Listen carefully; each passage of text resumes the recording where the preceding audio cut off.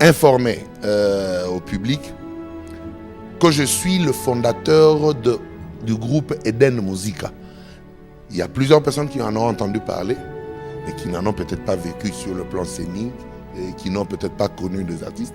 Le fondateur, le vrai fondateur du groupe Eden Musica est en face de vous. Et nos amis de Wenge Musica, nous avons pu nous produire ensemble. Je tiendrai aussi ici à souligner que je suis le concepteur de Miss Vodacom. Miss Vodacom, que les gens ont vu passer à la télé, j'en suis le concepteur. Et cela a engendré plusieurs dérivés et c'est devenu un superstar, Vodacom Catadance, Best of the Best.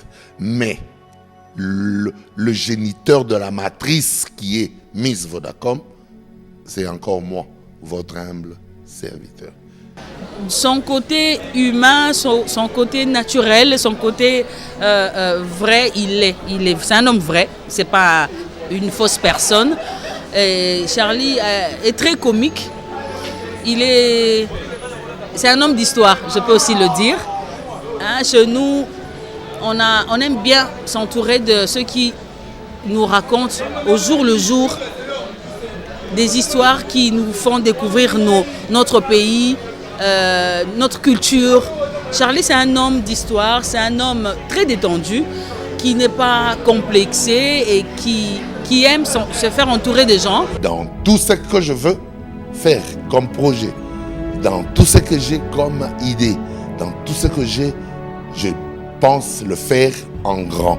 Par exemple, l'industrie cinématographique que je suis en train de me battre pour pouvoir implanter, et je ne serai pas seul sûrement, avec plusieurs autres cinéastes, réalisateurs, monteurs, cadreurs, éclairagistes, voilà, directeurs photo, accessoiristes. Tous, nous devons nous mettre ensemble pour le faire, mais j'aime bien, moi, faire tout ce que je fais en grand. Voilà mon vœu. Le caractère qui prime, c'est le vouloir bien faire. Charlie, c'est un homme qui a toujours voulu exceller dans tout ce qu'il fait. Il n'est pas un apeupriste. Quand il se décide de réaliser un rêve, il le réalise. Et quand il a un projet et qu'il doit le réaliser, il se bat corps et âme pour réaliser ce rêve dans les normes. C'est ça, au fait, sa particularité. Je ne regrette pas d'avoir connu Charlie Kadima. Il a plusieurs qualités, mais il a aussi des défauts, il faut le reconnaître. Les défauts de Charlie Kadima, j'ai pas su dénicher le tout, mais si je peux être sincère, il n'aime pas, je veux être sincère. Hein. Il est un peu têtu.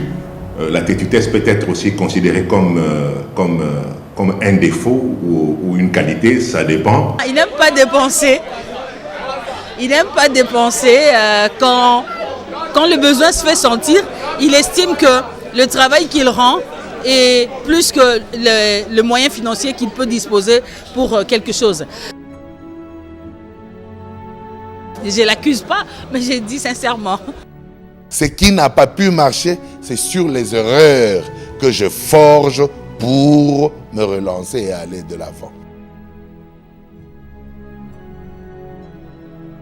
J'ai plusieurs trophées qui peuvent ne plus me revenir, mais il y en a plusieurs, j'en ai obtenu et plusieurs agences reconnaîtront. Bientôt là, j'aurai à arranger un espace où j'aimerais que, avant que je ne rende ma toute dernière soupir, que cet espace soit vraiment rempli et rempli encore de trophées. Donc c'est ce que je raffole, quoi. C'est comme ça, ce qui est ma bouffe.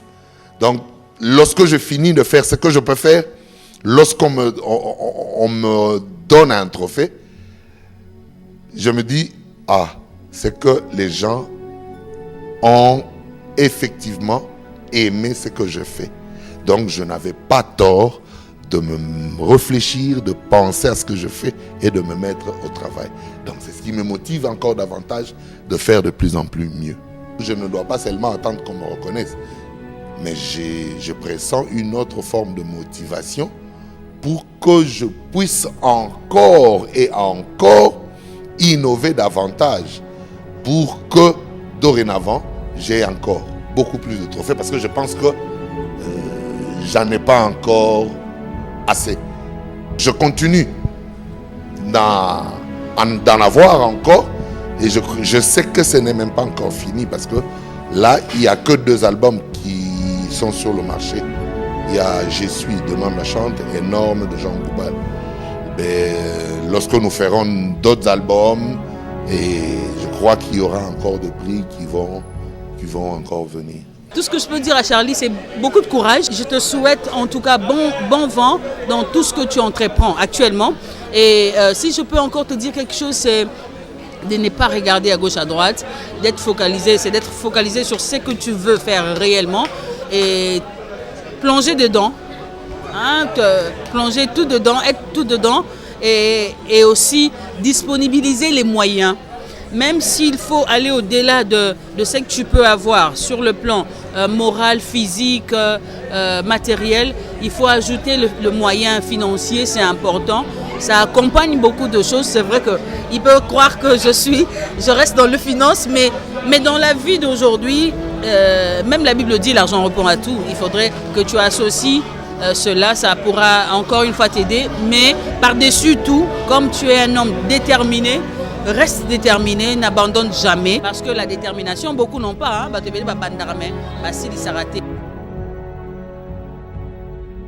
J'aimerais dire à Charlie Kadima de faire un effort, de souvent écouter les gens, d'écouter plus.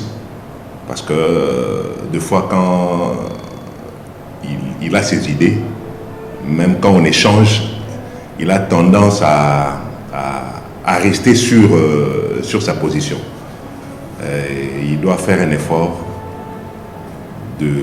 d'écouter aussi les autres. Un conseil aux jeunes techniciens, ils doivent d'abord prendre conscience de leur travail et comprendre que sans ce qu'eux font, ce que les gens peuvent voir ou suivre en image n'aura jamais lieu. Donc, qu'ils prennent seulement le travail au sérieux. Ce que les gens disent, ils peuvent dire pour décourager. Mais si c'est lui à qui on le dit ou à qui on adresse ces découragements et vraiment concentré sur ce qu'il fait, comme je venais de le dire tout à l'heure, je crois qu'il ne pourra jamais baisser le bras parce que le chien aboie, la caravane passe. J'ai appris de Charlie Kadima la persévérance aussi. Donc, de ne pas lâcher quand on estime qu'on a raison. On doit se battre jusqu'au bout. Donc, de ce côté-là, j'ai aussi appris. Voilà. J'ai un seul projet en tête, c'est réaliser mon tout premier film. C'est une série télévisée, Le jour de la légende. J'y suis corps, esprit et âme plongés pour l'instant. Et je crois que les téléspectateurs ne seront pas déçus.